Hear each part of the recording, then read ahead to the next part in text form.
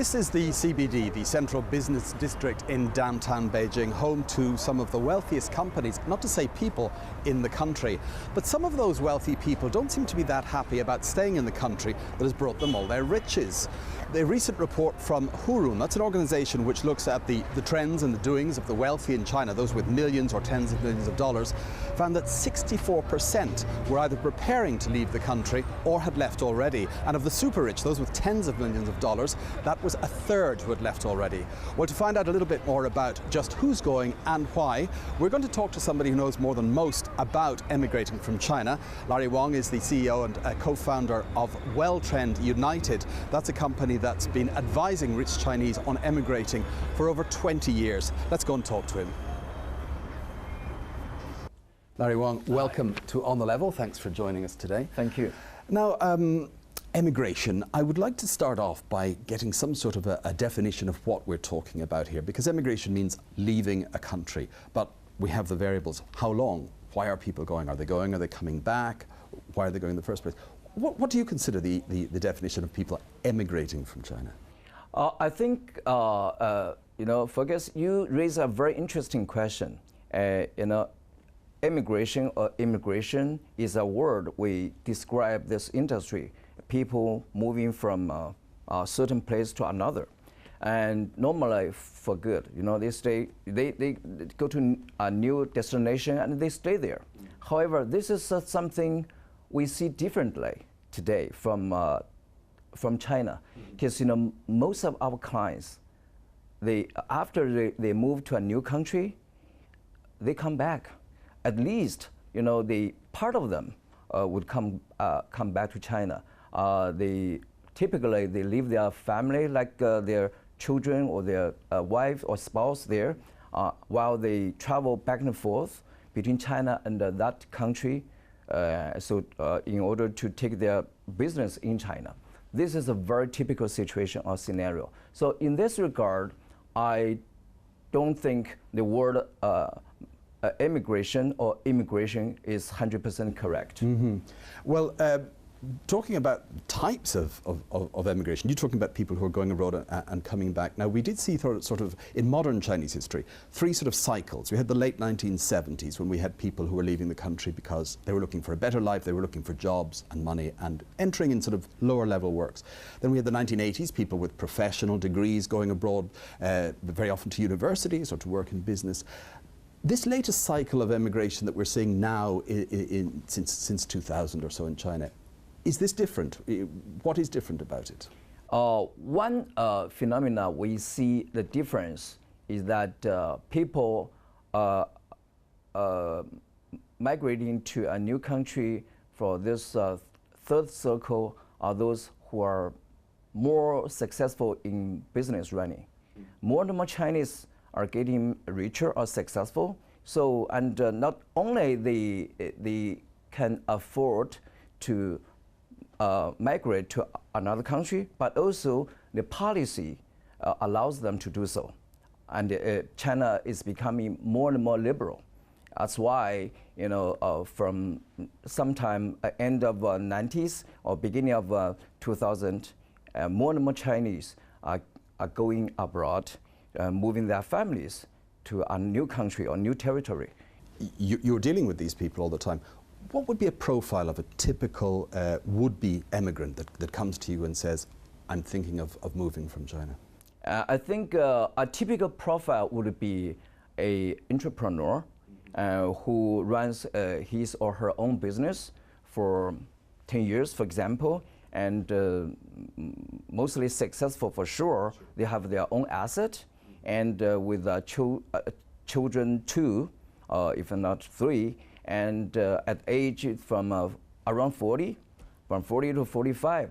And because the primary reason for this family to go abroad is for children education. Right, that's what I wanted to ask you now. Yeah. You've given a profile of these sort of people. They tend to be successful people in business. Yeah. The reasons that these people would come to you and say, this is why we are planning on going. Education, you said, for the family. What else? Education is very, very important on the primary reasons. I just met with one lady who is in her early 40s or late 30s, and she came to me and she said, "Hey, Larry, I never thought of moving to another country. However, I got pregnant. I will become a mother very soon. Then moving to a new country for my children or for my child becomes so realistic." What's wrong with the education in China?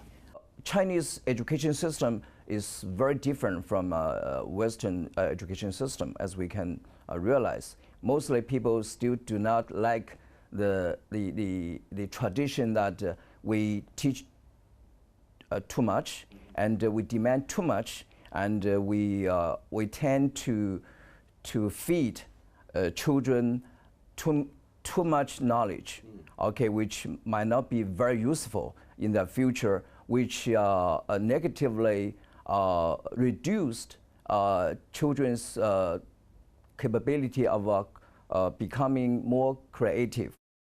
Are there other reasons, apart from education, that might affect somebody's decision that you have come across? Okay, inevitably, today, as we can see that air pollution is a very important issue. Because I think it's very natural that people, you know, they are born with certain rights, you know, to live in a place without pollution. I think it's a very, very decent requirement. However, since even today, because China is developing too fast, you know, some of side facts we didn't realize earlier. So now we suffer the consequence. People are not so satisfied with this, you know, with this consequence, and that's why even they have been living in China for 1,000 years. I mean, Chinese, they still think, no, things are getting wrong. You know, even I cannot breathe with fresh air, it's a problem. I think it's just a very decent reason for people to think, besides education, that they want to go somewhere with more fresh air. All right, we're talking about health there. What about the fact, I often hear people in China talking about healthcare systems and social welfare in other countries, not necessarily just the United States or Canada, but also Europe, and saying that these, living in these countries and paying taxes and working there, they have a right to these. Would that also be an indication of why people are moving? I think so. I think so. Many Chinese realize that in developed countries like U.S. or Canada or even some European countries, there were very good beneficial, welfare systems or social systems people can enjoy.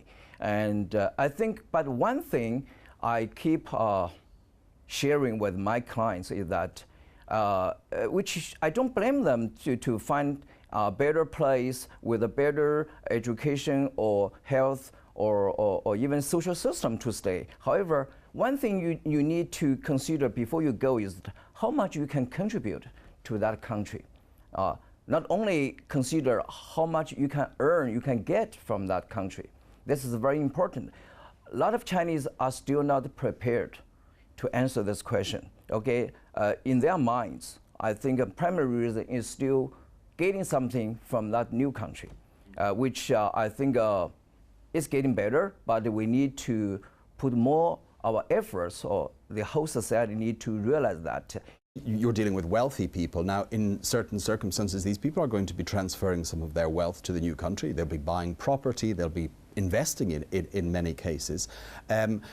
Is that also a factor, that people want to have safety or security for their wealth, that they might be worried about it here? I think it probably is one of the reasons. People feel that if they move their assets somewhere out of China, they might feel safer.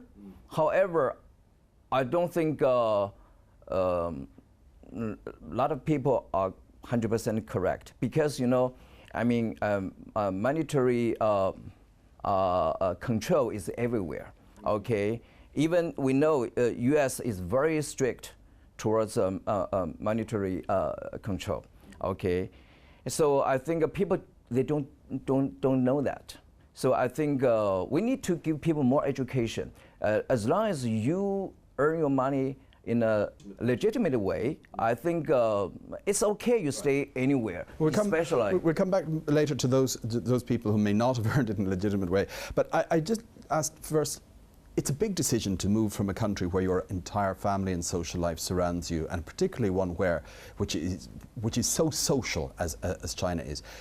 And can you give me any examples of people that you might think that have actually returned to China and said, no, this is not for me, this is not for my family? I know several friends or some of my ex-clients, after they moved to Canada, after several years struggling in Canada, they decided to come back to China. They did, because firstly, not easy for them to find an equivalent job to what they had in China before, and also they had to downgrade themselves, like working in a restaurant as a waiter, something. And this is the first thing. Secondly, I think they don't think they belong to that society. Okay, they lost control. Okay, and primarily because of the language. Okay, although they speak English, but English is not good enough for them to deal freely or without any problems with mainstream people. And they think that they are kind of ignored, and so they don't feel good. Right. Well, there has, in the past, these earlier cycles of emigration of Chinese people went in the 70s, particularly the earlier ones, had difficulties in integrating. Very often they tended to stay together in groups, you had Chinatowns. Right. Do you feel that people who are emigrating today, these people of wealth and education presumably, you've mentioned some difficulties, but do you feel that Chinese people today find it easier to integrate into new societies? It's easier, because along with the time goes, more people get more or higher education and language. They have a stronger language capability than the previous immigrants. So I think they can deal with in a new environment better. That's no problem. Now I think the complaints or regret of going abroad is getting less and less, for sure. However, one thing we cannot change is Chinese is a very social society, and they are, they tend to get closer. You've mentioned Canada quite a lot. What are the countries that your clients tend to prefer? If you had a rough ranking, what are the most popular destinations? The number one criteria is English. Any country who provides the You're saying where English is spoken? Yeah, English spoken country. Okay. So that's why Canada, English and immigration destination. Any criteria, any country falls into these two criteria will become very popular in China. Because as I told you, education is a number one primary reason for our clients to consider going abroad. That's why most people, they would provide their children an English-spoken country to stay. That's why US, Canada, Australia, UK, Ireland, probably.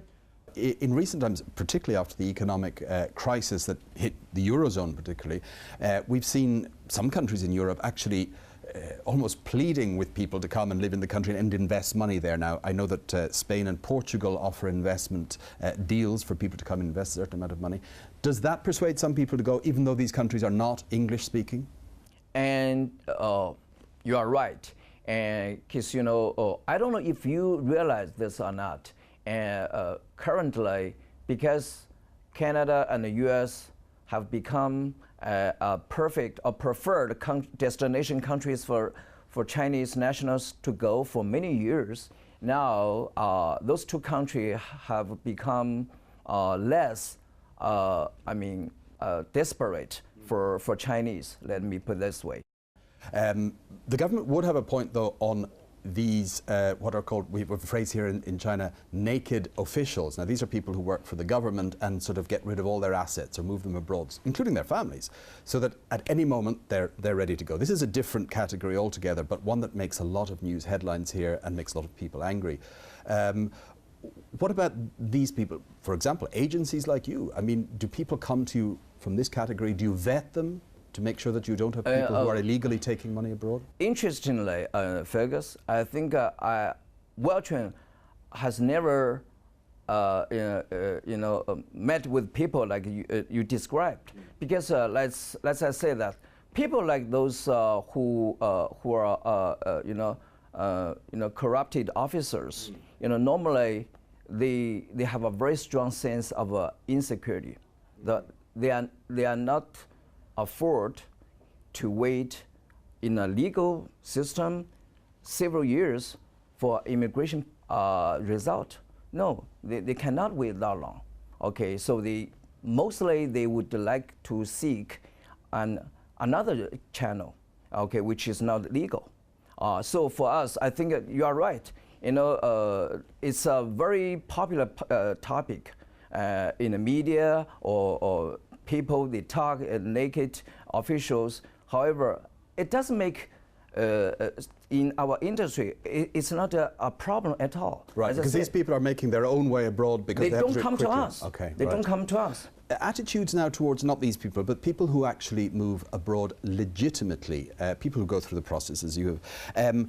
There were some interviews recently in the Global Times newspaper had some quotes. It had a gentleman, Zhong Dajun of the Beijing Dajun Institute for Economic Observation. Speaking on this issue, he said, "We've been working hard to develop the economy in the past 30 years, but these elite members of society are fleeing with the majority of the wealth." Another sociologist from Peking University, Xia Suiluan, said, "Rich people should ask themselves before they leave, should I desert the motherland and people by putting money into others' hands?" Is there some envy of people who are moving abroad like this, or is there? Absolutely. What attitudes do you from ordinary people? I mean, absolutely. Firstly, I think it's a jealousy everywhere. Okay, people jealous those who are more successful or who are more lucky. Okay, this is universal anywhere. However, as a system, I think we should conduct the business upon the legality, not the feeling of the people. Right. For example, I think, especially you cannot judge people's behavior from a moral point of view. Okay, and you are raised in China, and without China, you wouldn't have such a chance to get so successful. How could you leave China? Now China needs you. No, I don't think it's right. Because this is look at people. They look people down from a moral point of view. Right. It's not right. Yeah, we make it clear that these people are breaking no laws. They're exactly right. Exactly. And one thing that... And you cannot stop them anyway. Yes, right. One thing, talking about people like this, people saying, "No, you're leaving the country, you're taking all the money outside." But many people don't, many people keep a foot in China. They do tend to move back and forward. So as you mentioned earlier, we're not talking about people leaving forever. Yeah. Would this be typical of your clients as well? This is a very typical scenario, Fergus, that legitimate applicants, the typical profile is that they move their families, mostly children and spouse, to a country for study, while the principal applicant, most cases is a man who travels, back and forth, and they return to China to run the business, and because they are running their business in China, of course, they remain most of their asset still in China. It makes sense. Doesn't mean that they love the country, because this is a country they feel most comfortable, and they are they're used to this country. They know everything happening. They can feel the control. Some of the target cities, let's not call them target cities, the places that receive a lot of Chinese immigrants, for example, let's say Vancouver is certainly a city in Canada, Sydney in Australia. There are effects on the local economies. I'm thinking of, there have been reports of real estate prices rising in Vancouver based on Chinese immigrants with a lot of money buying up property. Is this something that you've come across in your experience, that people in these cities might for this reason say, look, this is negative for us, our property prices are going up? I think, firstly, I agree with your statement that because more and more Chinese successful applicants or immigrants, they move to cities like Vancouver and Sydney, and they stay there. Okay, then they buy properties. That's why the property prices are going up, very rapidly. This is something no one could blame on that.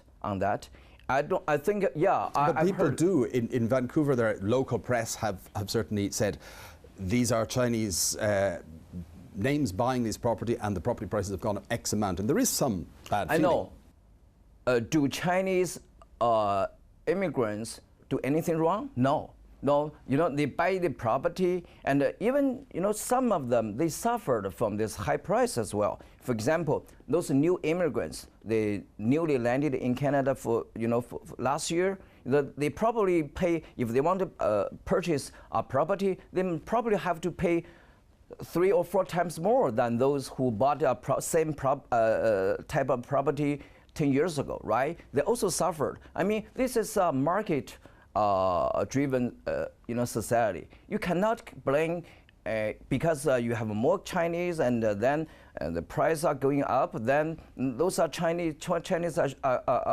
are blamed. Wrong. I think this is ordinary people thinking. But as a government, you make a decision, you attract people, successful people coming, and you get their investment, you get potentially the second generation, the management skill and the possibility of getting the local society, getting a business, thriving. However, then you should also bear certain negative consequence. Right? I'd like to look at that then. You're saying that we've said some negative consequences. What are these, apart from the money invested, what are the positives for a country which sees significant Chinese immigration? I would take Quebec as an example. They have an independent immigration system attracting their own immigrants to Quebec. And for the past 25 years, Quebec claims that they are running a very successful Quebec investor immigration system. Okay, while the investor immigration provides huge pool of investment for small and medium-sized businesses in Quebec to develop. And this is a very, very good example. That's why, although lately, Canadian, federal government stopped the investor immigration program, while the Quebec government still carry on. So they've seen the advantages. Yeah, they said no, we don't stop. We will never, follow federal's policy. We will continue. We've talked about this as the sort of the third cycle of emigration from China. These people, successful, wealthy people, middle-aged, perhaps with families and so on. Do you see a fourth cycle in the future, a different type of Chinese immigrant, or have we sort of reached the level of other countries at this stage? I think, I don't know how to define the third cycle or fourth cycle, but one thing I think I can be sure is that there will be more and more Chinese going abroad because we have a too huge population, and that's why. And others, out of China, there are so many countries. They need people desperately. They need people. They need money, and so I think because of this demand and supply is there, I would see there will be more and more Chinese going abroad. However, one thing I want to point out is that, back to 20-some years ago, and lots of Chinese students went out of China for study. At that time, some people worried if too many Chinese talents went out of China, China will suffer. They're worried about a brain drain. However, the reality proves that they are wrong, okay? And I think China, after 30 years ago, more than 30, China carries two policies. One is open door to the outside, another is reform inside. I think that those two policies went parallelly. Now I think it's very successful, and people still keep going out of China, while a lot of people are still coming back, like me, as an example. And so I don't see it as a problem. Are you an unusual example, or are there many people like you? Many people are like me, because Chinese are different from other peoples. You know, they have the sense of going back to their own earth to stay, own home, old home, you know. And this is, like you said, you know, all over the world, anywhere you go, you can find a Chinatown. And it's not easy to find an Irish town. Okay. Let's look at the other side of this coin. We've talked a lot about people leaving China, the various reasons. What about the reverse? There are more foreigners coming to China. It is still a tiny, tiny percentage of the country, and perhaps cities like Beijing and Shanghai give a false example. But do you see possibly in the future China becoming a target for people who are emigrating from other countries, or has it happened already? I don't think China will become a immigrant intake country, because simply because we have a too large population. But an aging population, so there are maybe a lot of older people, but not so many productive, younger and middle-aged people. I know. However, now, as you say, you know, China has started solving the problem from inside. They are allowing people, families to have 2 children in many cities. They have already started. So I think they are fixing a problem, and because of the foundation of, there's a big population. It's not easy for us, for China, to attract enough number of people from outside to offset this problem, rather than solving the problem from inside. Because of this large population, a small percentage increase would be a very big number. I think which Chinese government is doing the right thing. In the meantime, I think, as I said, momentarily, from time to time, UK might try to attract a little percentage of immigrants. Same thing applies to Netherlands or Germany. However, by definition, they are not an immigrant intake country at all, same as China. So these countries in Europe are targeting a particular niche for their own reasons, and you feel the Chinese government may do the same in the future at a particular stage. Yeah, this is my judgment. Right. You are a Canadian of citizenship, but you live and work here in China, as you've said. You've been back here for many years. Do you consider yourself an emigrant from China? Yes, I do. Because in my heart, I'm a Chinese. I was born in China, and I'm an Asian face. I think I'm a Canadian by passport, but I educated my children. I think you are Chinese, bearing a foreign passport. That's it. We will try to do anything to help China development, to getting better, while we're also trying to help Canada, where we belong to as a citizenship, to help both countries. And one thing just on this particular area, at the moment in China, like some other countries, dual citizenship is not an option. Other countries have dual citizenship as a possibility. Is that something that might change in the future, and would that affect Chinese people's ideas about immigration, where they could actually hold 2 passports? I have already discussed this possibility with some officials. The answer is not very promising, and because I think of course I will welcome to support this decision if they allow dual citizenship, but I think most likely they won't do that. Yeah, for lots of reasons. Larry Wang, citizen of Canada, but Chinese at heart, thank you very much for being on the level with us. Thank you for your input.